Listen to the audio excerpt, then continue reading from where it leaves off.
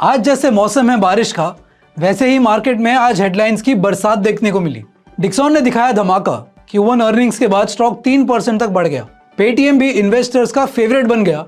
Company ने finally दिखाया net profit. लीला hotels ने भी Q1 में प्रॉफिट्स का टेस्ट ले ही लिया और इन्वेस्टर्स खुश हो गए।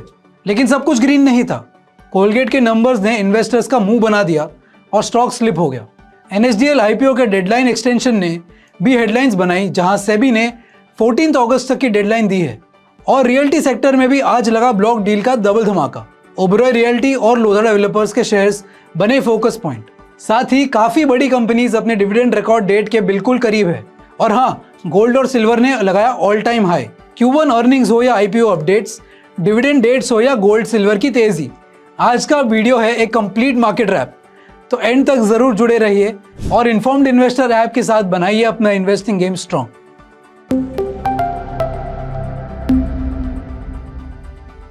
Q1 FY26 रिजल्ट्स के अनाउंसमेंट के बाद डिक्सॉन टेक्नोलॉजीज का स्टॉक आज सुबह लगभग 3% तक ऊपर चढ़ा।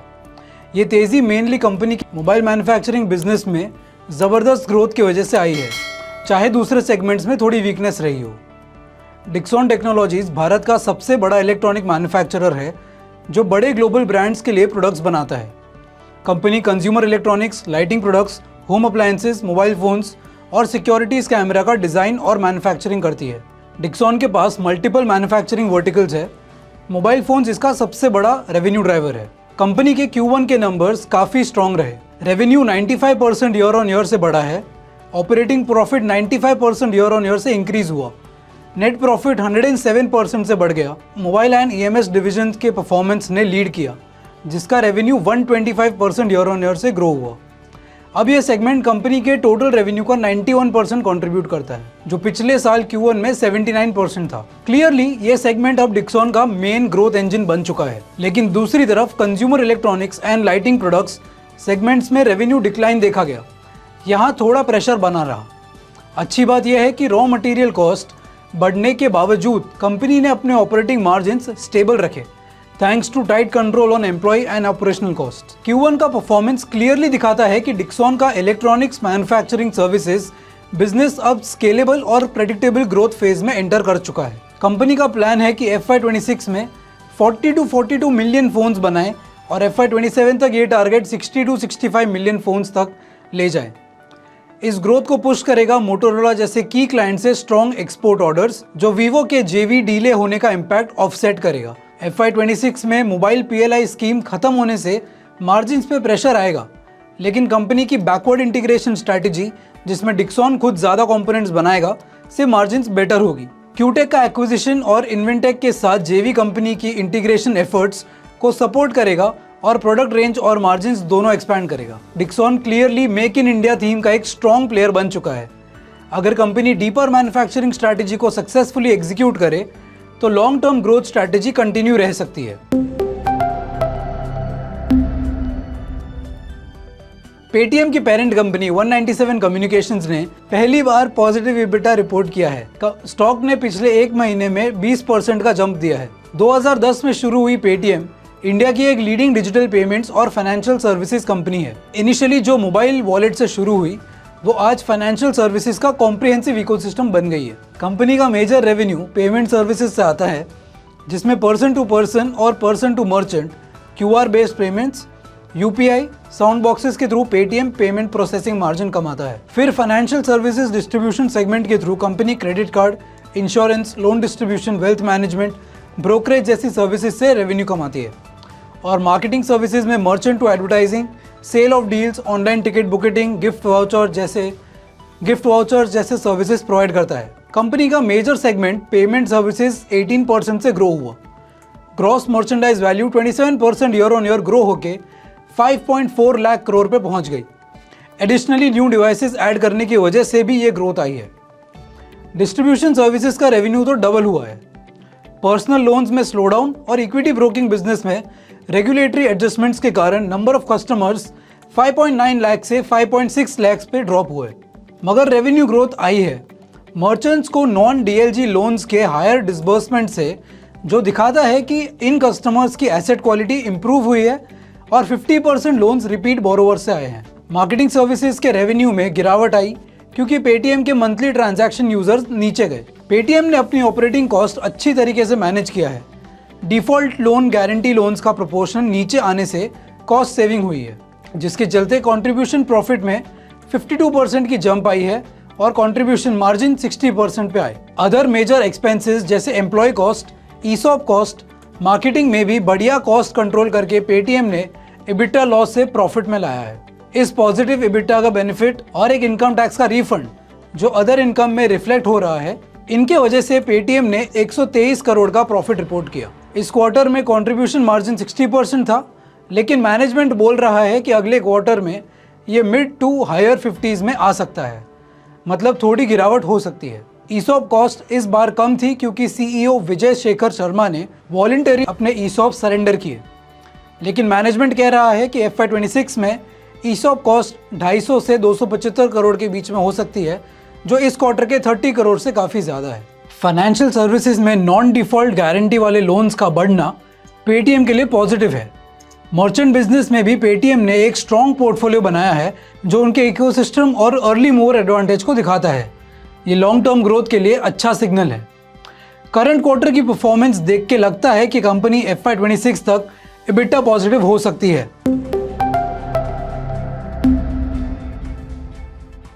कोलगेट के शेयर सुबह के ट्रेड में 2% से ज़्यादा गिर गए क्योंकि Q1 FY26 के रिजल्ट्स हर फ्रंट पे एस्टिमेट से नीचे रहे, जिसने इन्वेस्टर्स को निराश किया। कोलगेट पैल्मोलिव इंडिया का एक लीडिंग ओरल और पर्सनल केयर ब्रांड है। ओरल केयर सेगमेंट में इसका स्ट्रॉन्ग लीडरशिप है, जिसमें कोलगेट टूथपेस्ट के कई वेरिएंट्स जैसे एक्टिव सॉल्ट, टोटल हर्बल और सिबाका शामिल है। साथ ही टूथ ब्रशेस, टूथ पाउडर और माउथ वॉश भी। कंपनी पैल्मोलिव ब्रांड के अंडर पर्सनल केयर और होम केयर प्रोडक्ट्स भी ऑफर करती है, जैसे हैंड वॉशेस, सोप्स और शैम्पूस। रेवेन्यू में 4% ईयर ऑन ईयर की गिरावट देखी गई, जो म्यूटेड डिमांड और अर्बन एरियाज में कंजम्पशन की कमजोरी के चलते आई। साथ ही कंपटीशन ज़्यादा होने से वॉल्यूम्स पर भी प्रेशर पड़ा। EBITDA मार्जिन 256 बेसिस पॉइंट्स गिरकर 30.9% पर आया, जिसका मेन रीज़न था ज़्यादा डिस्काउंटिंग, जो इंटेंस कंपटीशन की वजह से देना पड़ा। इसके अलावा एम्प्लॉय कॉस्ट में 74 basis points year on year increase हुआ और ऑपरेटिंग एक्सपेंसेस भी बढ़े।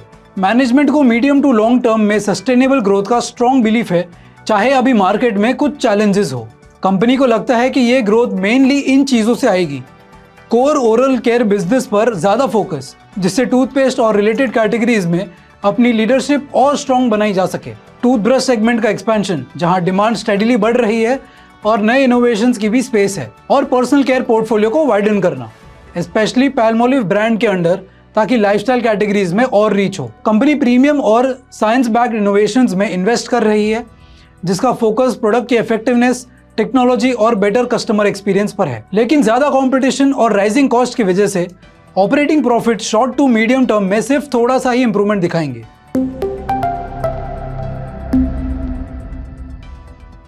श्लॉस Bangalore Limited the Leela brand के नाम से लग्जरी होटल्स चलाता है, का स्टॉक आज इंट्राडे में 3% से ज्यादा ऊपर गया। ये जंप Q1 FY26 के रिकॉर्ड परफॉर्मेंस के बाद आया। कंपनी ने अपना अब तक का सबसे अच्छा Q1 रिजल्ट रिपोर्ट किया है।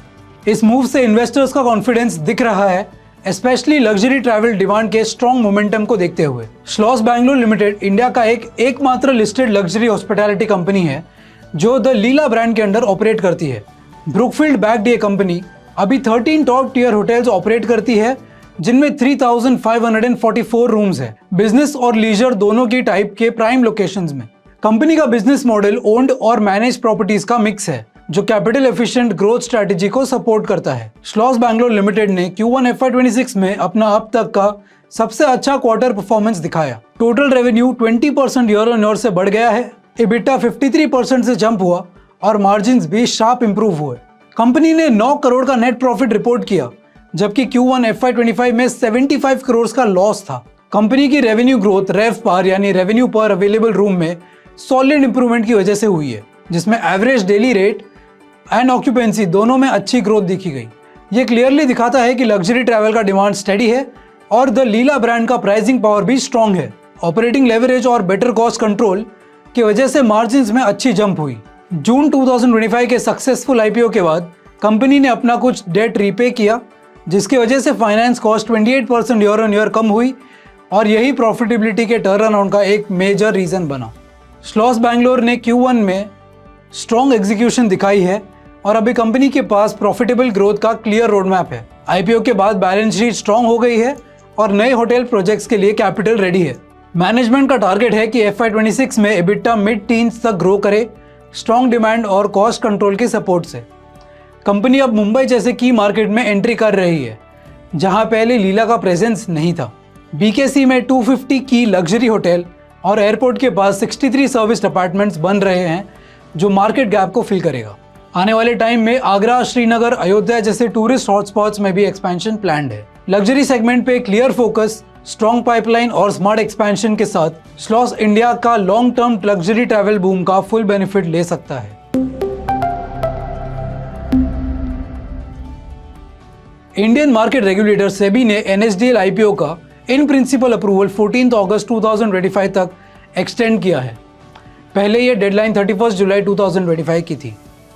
पिछले हफ्ते NSDL ने अपना शेयर होल्डर्स को इन्फॉर्म किया कि कंपनी के सारे प्री IPO इक्विटी शेयर्स 18 जुलाई से लॉक इन हो गए हैं।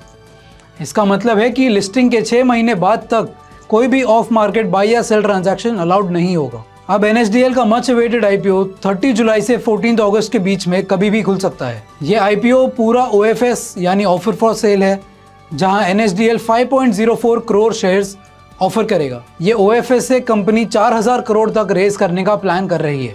IPO वैल्यूएशन 16000 करोड़ के आसपास टारगेट किया गया है। NSDL इंडिया का सबसे बड़ा डिपॉजिटरी है। इंडिया के डिपॉजिटरी मार्केट में सिर्फ 2 बड़े प्लेयर्स हैं, NSDL और CDSL। पिछले कुछ सालों में NSDL की फाइनेंशियल ग्रोथ काफ़ी स्ट्रॉन्ग रही है और ये एक स्ट्रक्चरल अपॉर्चुनिटी के बीच है, जहां रिटेल पार्टिसिपेशन तेज़ी से बढ़ रहा है और डीमैट अकाउंट्स में बूम दिख रहा है। NSDL अब CDSL के IPO के फुटस्टेप्स फॉलो कर रहा है। जब CDSL ने 2017 में अपना IPO लाकर रिकॉर्ड 170x सब्सक्रिप्शन दिखा था, तब से लेके स्टॉक ने 1000% से ज़्यादा का रिटर्न दे चुका है। NSDL के प्री IPO शेयर्स की ट्रेडिंग अब बंद हो चुकी है और लास्ट ट्रेडिंग डे पे इसका प्राइस 1025 था।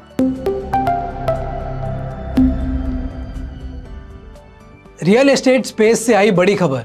ओबेरॉय रियल्टी और लोधा डेवलपर्स के शेयर्स आज लगभग 5% तक गिर गए, दोनों कंपनीज में ब्लॉक डील्स के बाद।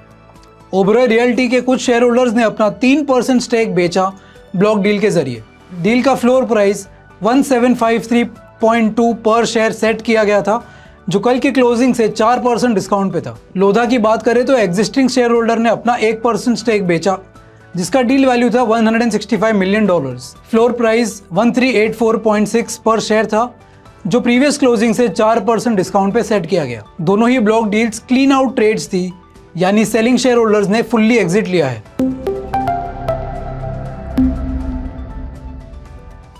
काफी सारी कंपनीज अब अपनी डिविडेंड रिकॉर्ड डेट 25 जुलाई के बहुत करीब पहुंच चुकी है। इसका मतलब है कि अगर आप इन कंपनीज का डिविडेंड पाना चाहते हैं तो 24 जुलाई तक इन शेयर्स को खरीदना जरूरी होगा।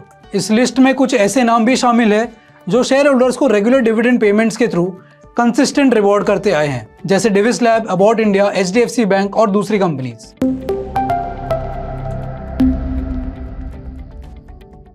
चलिए कुछ देखते हैं कुछ daily market update. Indian stock market ने आज पॉजिटिव शुरुआत की कल के फ्लैट सेशन के बाद।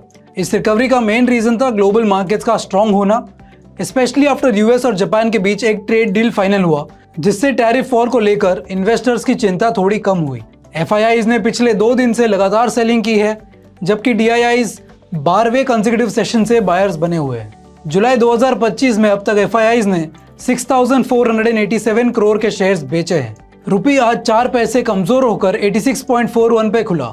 ये लगातार 6th सेशन है जब रुपये प्रेशर में है। इसका रीजन है इंडिया US ट्रेड डील को लेकर अनसर्टेनिटी, स्पेशली अगस्त 1 की डेडलाइन के पास, और FIIs की सेलिंग। ब्रेंट क्रूड ऑयल के प्राइस आज तीसरे दिन भी नीचे गए। US यूरोप ट्रेड डील के चांसेस कम दिखना, जिसने ग्लोबल इकोनॉमिक स्लोडाउन का फियर बढ़ा दिया है, स्पेशली ऑयल कंज्यूमिंग कंट्रीज में। इंडिया में गोल्ड और सिल्वर के दाम आज ऑल टाइम हाई तक पहुंच गए, ग्लोबल बुलियन मार्केट्स की रैली और वीक रुपये के चलते। सिल्वर का प्राइस 1.18 लाख पर केजी तक पहुंच गया, जो अब तक का सबसे हाईएस्ट लेवल है डोमेस्टिक मार्केट में। इस तेजी के पीछे है कुछ important reasons. US trade deal deadline 1 अगस्त से पहले ट्रेड एग्रीमेंट्स फाइनलाइज करने की अनसर्टेनिटी है, जिससे मार्केट में टेंशन है। सेंट्रल बैंक्स का गोल्ड बाइंग। सेंट्रल बैंक्स लगातार गोल्ड खरीद रहे हैं जो डिमांड को सपोर्ट दे रहा है। Safe haven demand. गोल्ड को अनसर्टेनिटी के टाइम एक सिक्योर इन्वेस्टमेंट माना जाता है, स्पेशली जब इंटरेस्ट रेट्स लो होते हैं। कमोडिटी एक्सपर्ट्स का मानना है कि गोल्ड और सिल्वर दोनों स्ट्रॉन्ग दिख रहे हैं। सिल्वर के केस में खास तौर पे क्योंकि सप्लाई डेफिसिट बढ़ता जा रहा है और ईवी, सोलर पैनल्स और इलेक्ट्रॉनिक सेक्टर से डिमांड स्ट्रॉन्ग है। That's it for today. This is Akshay Jain signing off.